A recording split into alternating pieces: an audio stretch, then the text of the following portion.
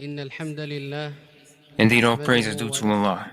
We praise Him, seek His assistance, and ask His forgiveness. We seek refuge with Allah from the evils of our own souls and from the evil results of our actions. If Allah guides someone, none can lead that person astray, and if Allah leaves someone to stray, none can guide him. I testify that none has the right to be worshipped except Allah alone without any partner, and I further testify that our Prophet Muhammad is Allah's worshipping servant and messenger. May Allah grant him commendation and protection, and may Allah do the same for his family, companions, and all who continue following their path until the day of resurrection. Dear Muslims, you must observe taqwa of Allah by fulfilling His commands and avoiding His prohibitions, since taqwa is the best thing a person can earn, and obedience to Allah is the best ascription. You must also beware of being deceived by the appealing things of this world.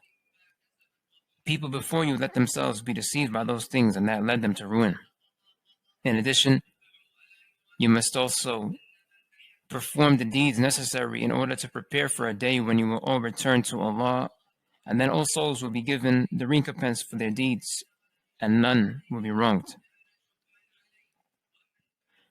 Realize that among Allah's decrees, ones that cannot be repealed, are that anyone who loves anything more than Allah will inevitably end up punished as a result of that thing. Anyone who fears anything more than Allah will inevitably have that thing unleashed against himself.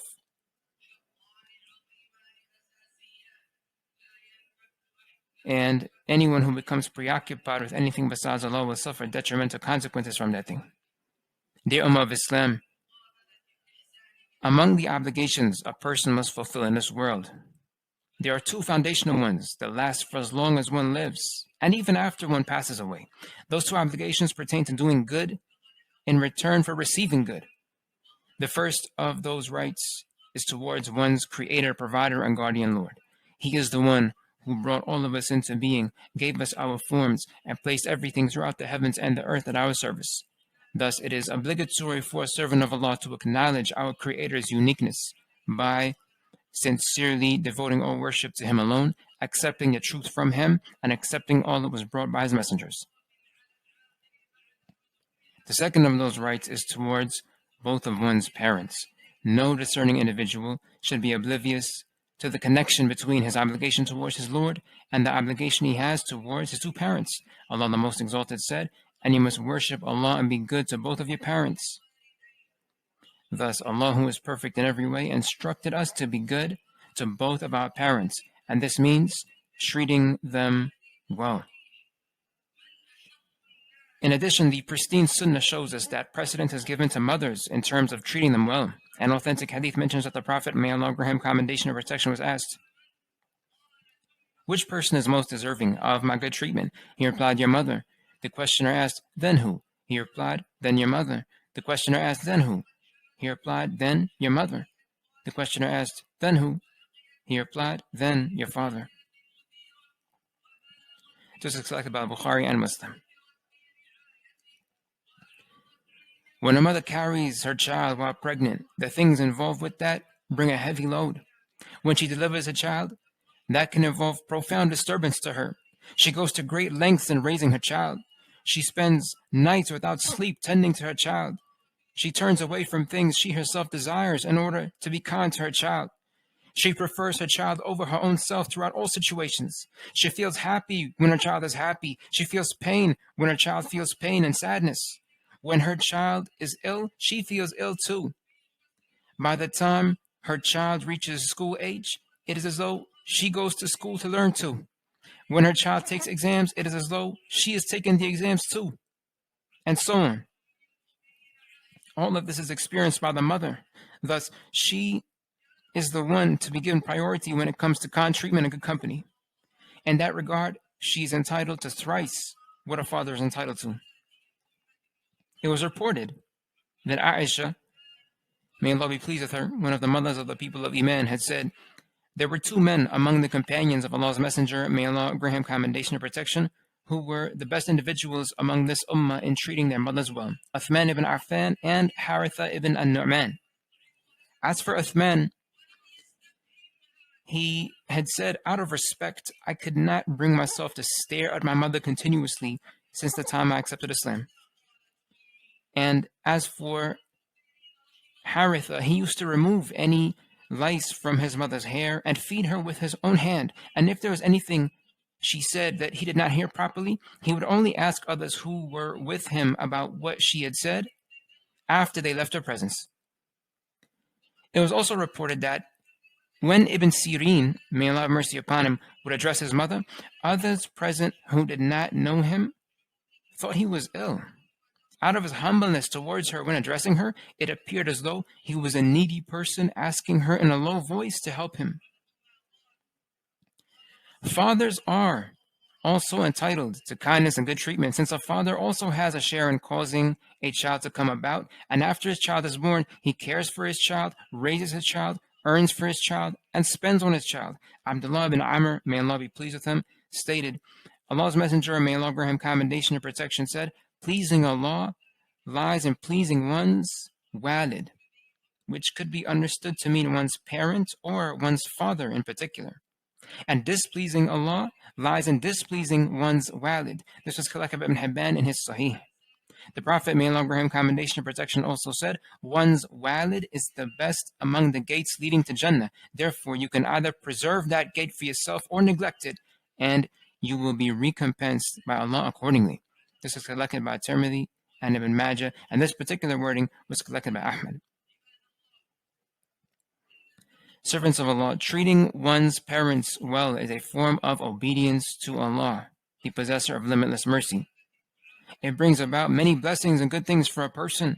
It contributes to having one's supplications responded to, and it is a means to attaining an increase in provision and lifespan. The Prophet, may Allah grant him commendation and protection, said, if any person would like to have his provision expanded and his lifespan extended, he is to uphold his ties of kinship. This is collected by Bukhari and Muslim. Treating one's parents well is a quality of truly noble individuals, and it indicates virtue and completeness. Someone who treats his parents well is near to Allah, near to people, and near to Jannah. A person who treats his parents well must also realize that no matter how much he does, he will remain unable to give them the gratitude to which they are truly entitled. It was reported that a man said to the esteemed companion Abdullaah bin Umar, may Allah be pleased with both of them, I carried my mother on my neck from the land of Khurasan and continued doing so all the way until I completed performing the rites of Hajj with her. Would you say that I have repaid her? He replied, no, not even for a single one of her labor pains. A Muslim must beware of mistreating his parents. Abu Hurairah, may Allah be pleased with him, stated, Allah's Messenger, may Allah grant him commendation and protection, said, may he be disgraced, may he be disgraced, may he be disgraced. The companions present asked, who, Messenger of Allah? He replied, someone who is alive while one or both of his parents are elderly, yet he is not admitted to Jannah due to them. Thus, mistreating parents is a trait of the blameworthy and an indicator of lowliness. A person who mistreats his parents would be far from Allah, far from people, far from Jannah, and near to the hellfire.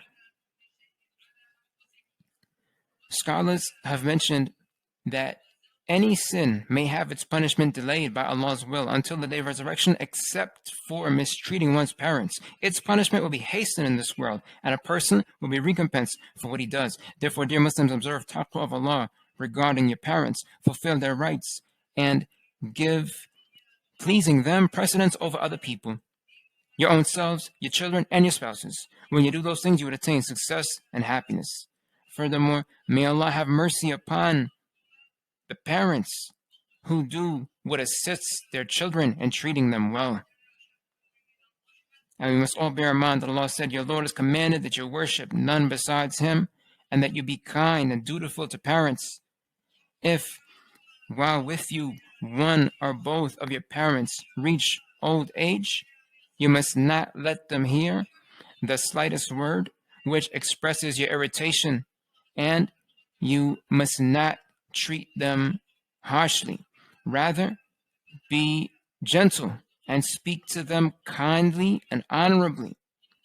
Remain humble out of your compassion towards them, and say, "My Lord, have mercy upon them both, as they patiently bore raising me while I was still a mere infant. My Lord, have mercy upon them both, as they patiently bore raising me while I was still a mere infant. My Lord, have mercy upon them both, as they patiently bore raising me while I was still a mere infant." I say this much, I implore Allah to forgive myself as well as all of you.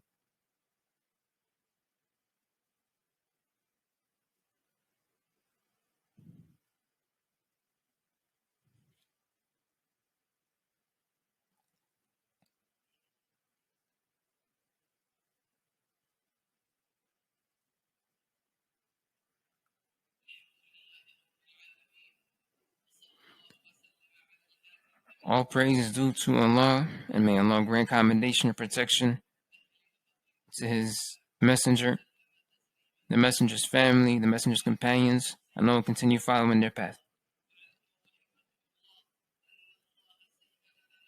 I counsel all of you as well as myself to observe taqwa of Allah and hasten to please Him and attain His forgiveness before life ends and no further opportunity remains. May Allah grant all of you His mercy. Allah has indeed facilitated for us the means to do good things.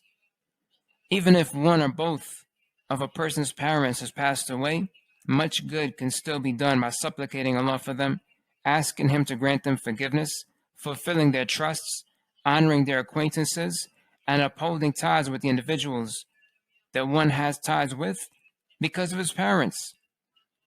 In addition, if one knows that either of his parents had outstanding obligatory fasts, he should fulfill those for them.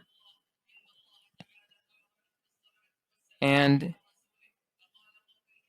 if Hajj was obligatory for them, but they did not perform Hajj, he should do so for them.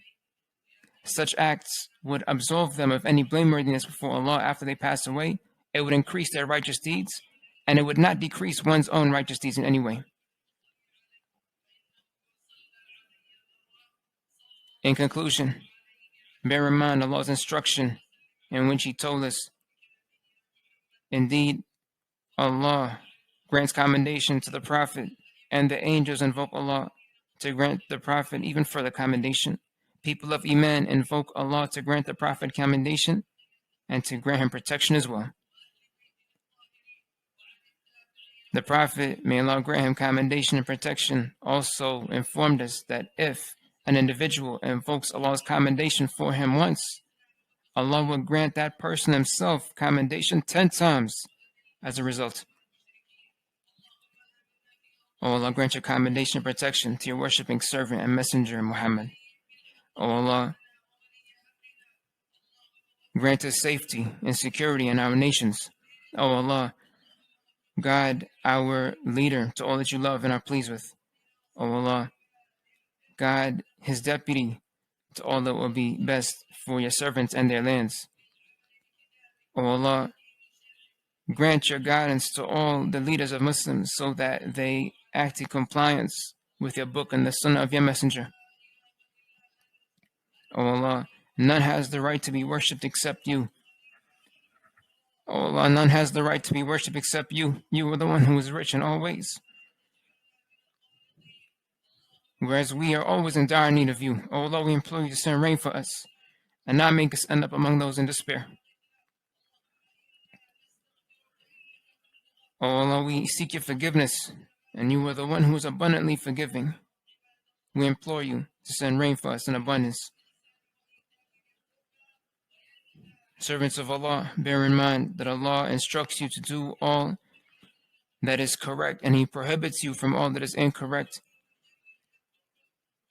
Make mention of Allah, and He will make mention of you. Be grateful to Him, and He will grant you more. And Allah always has complete knowledge of everything that you do.